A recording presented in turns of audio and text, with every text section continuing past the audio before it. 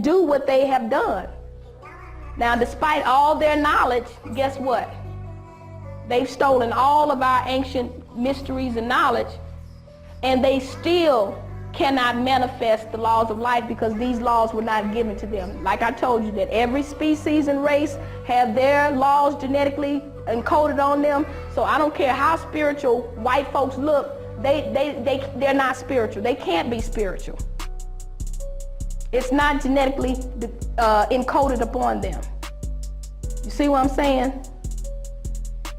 So even though they have elevated themselves, still look at the planet in their control.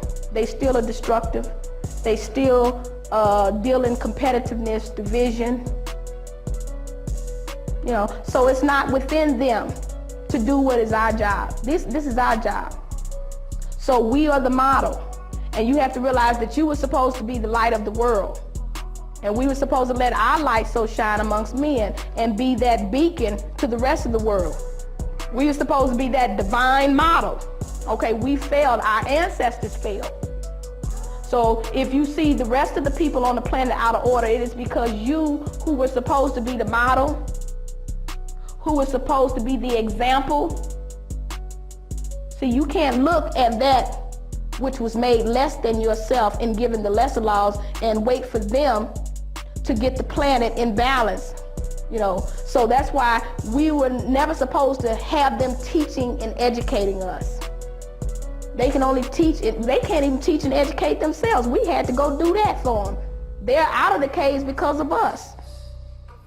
We taught them how to put on clothes and stop eating blood and you know, tan meat. You know, we stopped them from that because that's why they was only living to 35 and 40 years old, because of their lack of knowledge of laws and their hygienes, and not knowing the laws of hygiene, laws of diet. You see what I'm saying? The laws dealing with male and female, you know, disease, syphilis, and venereal disease, just running rampant to them because they just lack knowledge of that information. Now, look how they have flipped the script. And now we, who taught them, are being plagued with the same problems that they were plagued of. See?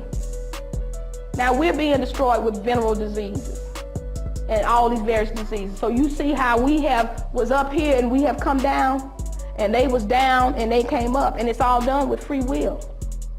Now I'm not saying that they didn't play a role in manipulating our consciousness and miseducating us, but you have to realize that if I sit up here and tell you a lie, it's really up to you whether or not you're gonna believe that lie and accept it as truth.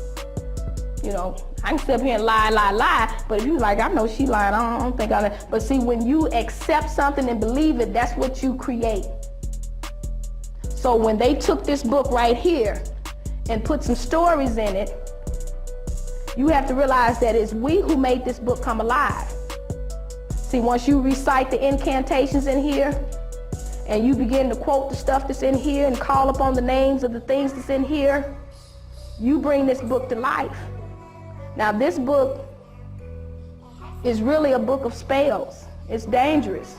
And if you don't know how to decode it, you ain't got no business touching it.